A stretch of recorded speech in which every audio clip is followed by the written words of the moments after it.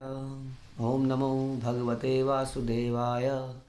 ओम नमो भगवते वासुदेवाय। श्रीमद् भागवतम चौथा कैंटो चौथा अध्याय समरी हम पढ़ेंगे आज। यह अध्याय हम समाप्त कर चुके हैं डिटेल में, और अध्याय का शीर्षक है सती ने अपना शरीर त्याग कैसे किया। सती एक महान पतिव्रता स्त्री थी और आत्मा जैसे कभी मरती नहीं है। सती ने अपने प्राण जरूर त्यागे थे, लेकिन हम आगे सुनेंगे कैसे वो फिर से हिमालय की पुत्री बन के पार्वती बन के आई और भगवान की सेवा में, शिव जी की सेवा में लगी। इसके पहले अध्याय में हमने सुना था कि किस प्रकार से सती और दक्ष और शिव जी के बीच में, या ये कहिए कि दक्ष के मन में कुछ आ गया था शिव जी के प्रति द्वेष, ईर्ष्या, और वो इतनी बढ़ गई कि उन्होंने कई सारे यज्ञ कर डाले, घर में फंक्शन कर डाले और घर के दामाद को नहीं बुलाया। आप इसको सोचिए ज़रा कि आपके घर में एक बहुत बड़ा फंक्शन हो और घर के दामाद को आप ना बुलाओ। बड़ा बड़ा काम है। एक लेडी जो है मतलब आप समझ सकते हैं दामाद जी को कितना सम्मान दिया जाता है भारतवर्ष में, ख़ास तौर पर पूजा जाता है उसको। शादी में उसके पैर धोए जाते हैं, ससुर जी पैर धोते हैं, पैर छूते हैं, उसको भगवान की तरह उसका स्वागत किया जाता है। और घर में दामाद जी का विशेष ध्यान रखा जाता है। कई बार घर के बच्चे कहते हैं कि हाँ हमारे लिए तो कुछ बनाती नहीं है, ये आ जाते हैं तो इसके लिए बहुत कुछ बनाती है। वो एक दामाद है भैया। हम्म? ऐसी ये कल्चर है हिंदुस्तान का, आप जानते हैं, बहुत कुछ सभी जानते हो इसके बारे में। दामाद जी नाराज़ नहीं होने चाहिए चाहे कुछ भी हो जाए। और ऐसे में दामाद जी को बुलाया नहीं जा रहा है, और तो दूर सारे फंक्शन हो रहे हैं बड़े बड़े। सती जो है देख रही है। अब सती चाहती थी कि ये कब तक चलता रहेगा, ये ठीक नहीं है। हाँ, हम भी यही चाहते हैं कि किसी का अगर मन मुटाव हो गया है भक्तों से, तो उसका कुछ बीच बिचाव किया जाए, उसको फिर से लाया जाए मेन स्ट्रीम में। तो सती ने सोचा कि हम जाएंगे, हम चलते हैं ना। उन्होंने शिव जी को, आप जानते हैं, खूब मनाने की कोशिश करी इससे पिछले अध्याय में, लेकिन शिव जी सब कुछ समझाया, शिव जी अंत में चुप हो गए। और सती की एंग्जाइटी बढ़ती गई। सती को लग रहा था कि इतनी भी बड़ी बात नहीं है। What is a problem. कई बार हमारे मन में भी ऐसे विचार आते हैं, क्या प्रॉब्लम है, सब भक्त ही तो हैं, क्या क्या हो जाएगा अगर हम बात कर लेंगे तो। इतना भी नैरो माइंडेड नहीं होना चाहिए।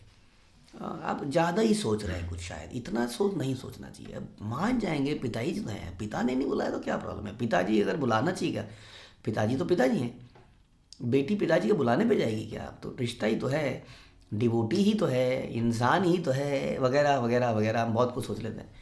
जब जब ये लेक्चर होते हैं कि शुड असत्संग त्याग यही वैष्णवाचार, ऐसा बोला जाता है कि हु इज़ अ वैष्णव। वैष्णव वो है जो अवैष्णव का संग त्याग दे। अवैष्णव कौन है, इसके बहुत सारी डेफिनेशन हो सकती है। कोई कहता है नाम तो जपता है ना, अवैष्णव है कहाँ से है, लेकिन नाम के अंदर अपराध भी तो है।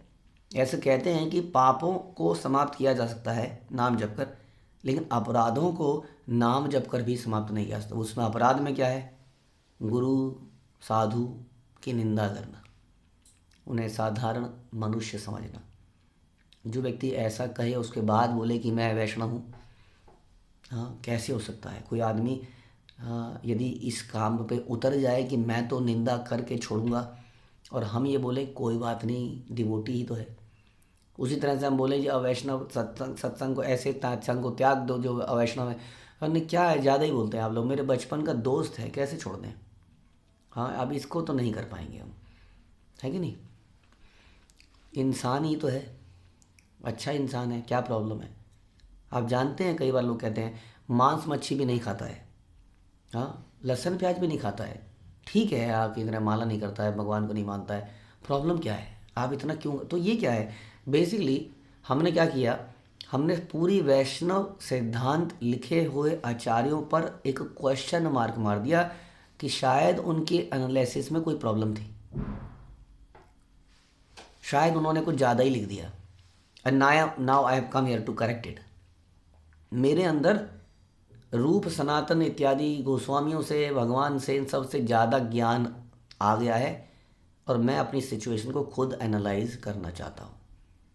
ये एक बड़ी रिस्की स्थिति है जो पूरे इस चैप्टर में समझ में आती है, यदि आप चैप्टर को सबसे समझेंगे तो। सती को ये समझ में आ जाना चाहिए था कि जिस जगह पर वैष्णव की निंदा होती है उस जगह में बिल्कुल पाँव भी नहीं रखना चाहिए कायदे से।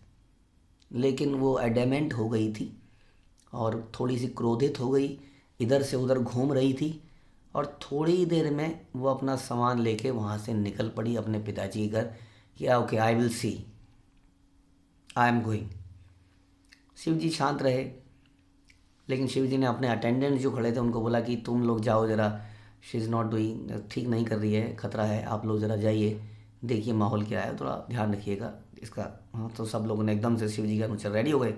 हाँ, उनको पालकी वालकी पे ढंग से लेके जाया गया, बुल नंदी पे बैठाया गया और उसके बाद सती पहुँचती है सीधा दक्ष प्रजापति के सेक्रीफिशियल एरिना में, जहाँ पर भव्य यज्ञ हो रहा है।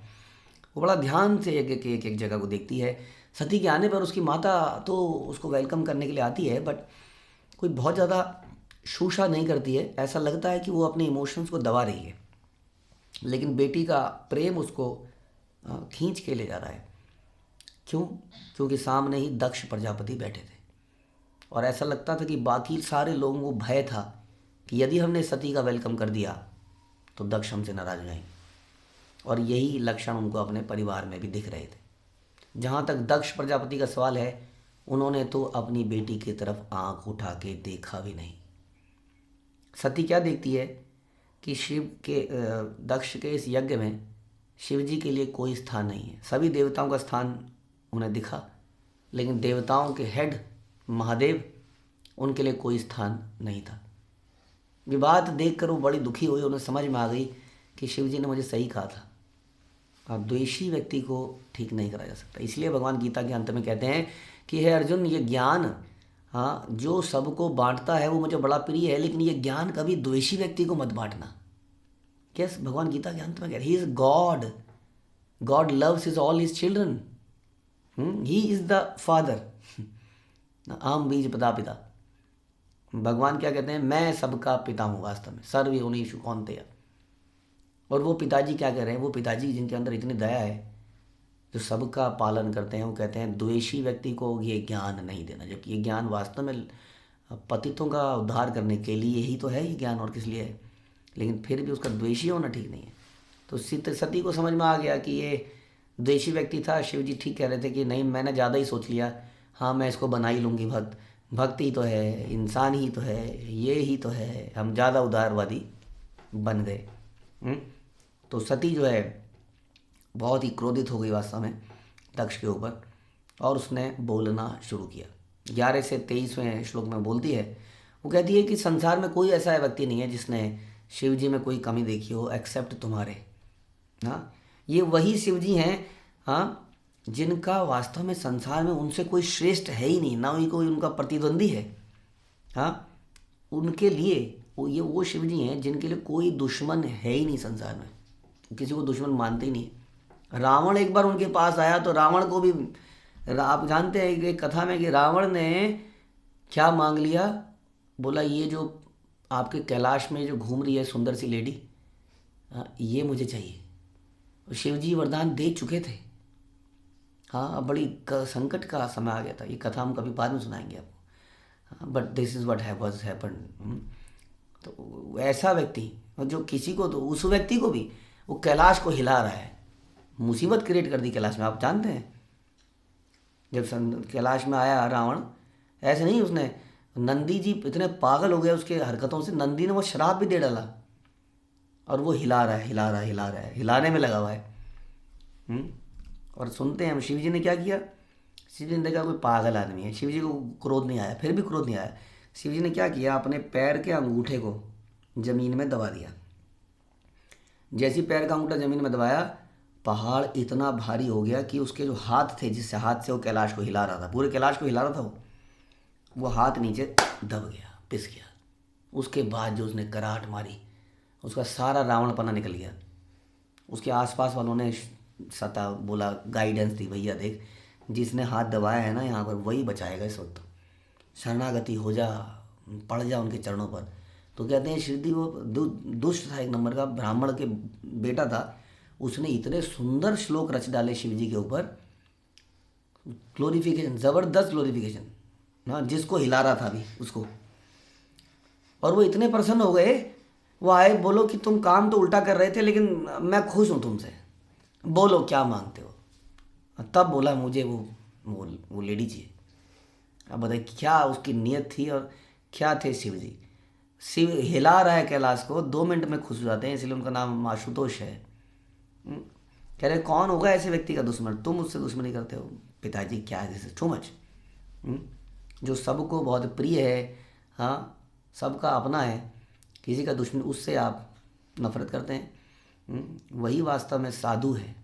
साधु कौन है, जो दूसरों के जरा से गुण को मैग्नीफाई कर दे, हाँ, उनके अवगुणों को इतना मैग्नीफाई कर दे। हाँ, जैसे मना 2 बलून है, छोटे छोटे, आपने एक बलून को ऐसे फुला दिया, तो दूसरा बलून कहाँ गया जो अभी फुलाया नहीं है, तो छुप गया ना कहीं। ऐसे ही आपने उसके गुण को इतना फैला दिया कि अवगुण कहाँ है, वो छुप गए कहीं कोने में। अब एक दूसरा आदमी आया, उसने देखा ये काला बलून, इसको फुलाओ, उसने काले बलून को फुला दिया। हरा बलून था गुण का, हाँ, वो काला बलून फूल के बड़ा हो गया, हरा बलून छोटा सा रह गया। ये काम होता है असाधु का, दुष्ट का काम है। हमें साधु बनना है, हमें अच्छे बलून को फुला देना है, यानी अच्छी क्वालिटीज़ को मैग्नीफाई कर देना है। तो सती कहती है ऐसे हैं शिव जी। इस प्रकार से समझाती है। और फिर उसके बाद में बताती है कि शिव जी को जानते हैं, उनका नाम ही ऑल ऑस्पिशियस है, उनका नाम ही सारी चीज़ शुभ ले आती है। शिव जी के ऑर्डर को कोई नेगलेक्ट नहीं करता है कभी भी संसार में। उनका जो प्रेम, उनका जो नाम है पूरे संसार में फैला हुआ है एक शुद्ध भक्त के रूप में। उनके जो चरण हैं, वो बड़े बड़े विद्वान लोग भी उनके चरणों को प्राप्त करना चाहते हैं। इज़ ऑल ऑस्पिशियस ऐसा बोलते हैं। लेकिन तुम क्या कर देते हो, तुम ऐसे व्यक्ति में दोष दर्शन करते हो, तो ऐसे व्यक्ति के साथ कैसा सलूक होना चाहिए। अब ये बताती है कि जो एक वैष्णव की निंदा करे, जिसकी चिंतन जिसका ऐसा हो, तो क्या करना चाहिए। क्या जाना चाहिए उसके पास कि वो भी एक इंसान ही तो है, वो भी तो एक डिवोटी ही तो है। सुनिए क्या कहती है।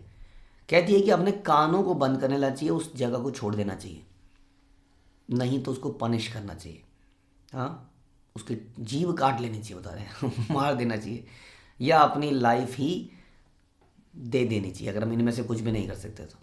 हाँ, हमारे वैष्णवगण बोलते हैं कि एक क्षत्रिय जो है वो किसी को सजा दे सकता है, तो क्षत्रिय तो कट कर सकता है टंग, लेकिन हम लोग क्षत्रिय नहीं, कलयुग में तो क्षत्रिय बचे ही का है। हाँ, तो उसके लिए क्षत्रिय के लिए तो जैसे कहते हैं ना, क्षत्रिय किसी को मारता है तो वो गलत नहीं, राजा किसी को दंड देता है, फांसी लगाता है, थोड़ी राजा उसको पाप लगता है। तो क्षत्रिय काम कर सकता है, हाँ, तो लेकिन वैश्य और शूद्र ये काम नहीं कर सकते। हाँ, तो पनिश नहीं कर सकते। हाँ, और ब्राह्मण भी पनिश नहीं कर सकता क्योंकि वो क्षत्रिय नहीं है। लेकिन ब्राह्मण अपनी आत्महत्या भी नहीं कर सकता कि Brahmin is not entitled to give up the life, क्योंकि एक ब्राह्मण से कई लोगों की लाइफ चलती है, बनती है। तो बता दें ब्राह्मण के लिए क्या बोला गया, यानी कि यहाँ पर क्षत्रिय कह रही है, एक क्षत्रिय के लिए यहाँ पर ये डायरेक्शन है कि punish the offender to the Vaishnavas. ब्राह्मण के लिए क्या आदेश है, कान बंद कर लिए निकल जाओ वहाँ से, भाग लो। वैश्य और शूद्र के लिए क्या है, कमिट सुसाइड, सॉरी, वो किसी को पनिश नहीं कर सकते जाने के, हाँ, क्या कान कवर करके, क्योंकि उनके लिए तो प्राण ही त्याग देनी चाहिए। तो इस प्रकार से अलग अलग लोगों के लिए अलग अलग डायरेक्शन है। तो सती ने बोला मैं तो शूद्र हूँ, तो मुझे तो प्राण ही त्याग देनी चाहिए, अपने आप को शूद्र मानते हुए। उसने कहा ये बॉडी जो तुम्हारे से दी है ये मैं अब नहीं रखूँगी अपने पास। तो इस प्रकार से वो शिव जी की थोड़ी और ग्लोरिफिकेशन करती है कि कौन व्यक्ति शिव जी को समझेगा कि क्या करनी है क्या नहीं करनी है। तुम कहते हो कि तुम्हारी सेवा में, तुम्हारे सम्मान में खड़े नहीं हुए, हाँ, तुम क्या जानोगे ऐसे व्यक्ति के बारे में जो हमेशा वासुदेव स्थिति में रहता है। और फिर बताती है कि तुम क्या जानोगे हमारी ऑपुलेंस को। हाँ, कई बार मायके वाले कहते हैं अरे बेटी तू हमारे यहाँ रहती थी तो तूने कभी बर्तनों पे हाथ नहीं लगाए थे, हाँ, तेरे से काम करा रहा है, बता कैसा लड़का है। हाँ, ये आजकल की टीचिंग्स हैं। हाँ, बड़ी प्रेम है अपनी हमें अपनी बेटी से। क्या प्रेम है अपनी बेटी से। देखिए जरा सती की कहानी, देखिए जरा देवती करदम की कहानी कि राजाओं की बेटी थी और ऋषियों के साथ विवाह हुआ था, और वो ऋषि मुनि बड़ी ऐसी अवस्था में रहते थे कि बहुत कोई कन्वीनियंस नहीं थी, लेकिन उन्होंने अपनी अपनी बच्ची को उल्टी सलाह नहीं दी। वास्तव में उन्होंने उनके ऑपुलेंस को समझा होगा। समझिए कि जब सती का विवाह शिव से हुआ होगा तो क्या उनके माता पिता को नहीं पता होगा कि क्या हालत है शिव जी की, जंगल में रहते हैं या बस में लगाए घूमते हैं, कपड़ा वपड़ा नहीं पहनते हैं। या जब स्वयंभू मनु और शत्रुपा ने अपनी बेटी देवहूति का विवाह कर्दम मुनि से किया होगा तो उन्हें मालूम नहीं था कि ये कर्दम मुनि की क्या स्थिति, मालूम था, फिर भी क्यों शादी करी? क्योंकि वो जानते थे कि रियल ऑपुलेंस क्या है, रियल धन क्या है, जो कि कर्दम मुनि पे था, शिव जी के पास था। तो यहाँ पर सती अपने पिताजी को बोलती है, तुम क्या जानोगे रियल धन किसको कहते हैं? पैसों के पीछे भागने वाले व्यक्ति, झूठे सम्मान के पीछे भागने वाले व्यक्ति। सम्मान है इनका, करोड़ों लोग इनसे प्रेम करते हैं, इनके लिए जान देने को तैयार हैं, ये इनका धन है ना। संत का धन क्या है? लोग उनसे हृदय से प्रेम करते हैं और वो लोगों से हृदय से प्रेम करता है, उनके हृदय में हमेशा भगवान रहते हैं, वो इन मटेरियल चीज़ों के पीछे भागता नहीं है। ये ऑपुलेंस को आप क्या समझेंगे? लेकिन मेरी ये शरीर, ये तुम्हारे इस शरीर से निकला है। इसलिए सती डिसाइड करती है कि उसको ये शरीर समाप्त कर देना चाहिए, क्योंकि लोग मुझे दक्षयाणी करके बुलाएंगे, यानी कि दक्ष की पुत्री। इसलिए सती अपना यौगिक सिस्टम शुरू करती है, अपने अंदर अपनी श्वास को कंट्रोल करती है और धीरे धीरे चक्र को मेडिटेट करती है और फायर अग्नि को ध्यान में लाती है और अग्नि को ध्यान में लाते हुए प्राण वायु को निकालते हुए अपने शरीर को भस्म कर लेती है और शरीर त्याग देती है। और तभी वहाँ पर भगदड़ मच जाती है, ज़बरदस्त हल्ला गुल्ला हो जाता है। और तभी जो शिव जी के फॉलोअर थे वो उस जगह पर अटैक करने के लिए भागते हैं। क्योंकि वो वास्तव में रक्षा करने आए, लेकिन वो उनके सामने इतना कुछ हो गया, वो कर नहीं पाए। लेकिन भृगु ऋषि तभी कुछ मंत्रों का उच्चारण करता है जिससे बहुत सारे रिभू आ जाते हैं वहाँ पर, हजारों की संख्या में, और उस शिव जी के अनुचरों पर आक्रमण कर देते हैं और सारे शिव जी के अनुचरों को वहाँ से भाग जाना पड़ता है। लेकिन ये युद्ध अभी समाप्त नहीं हुआ है, आगे क्या होगा हम देखेंगे अगले चैप्टर में। हरे कृष्णा। श्रील प्रभुपाद की जय। तंत्रा श्रीमद् भागवतम की जय। ओके, विनय प्रभु बोलिए।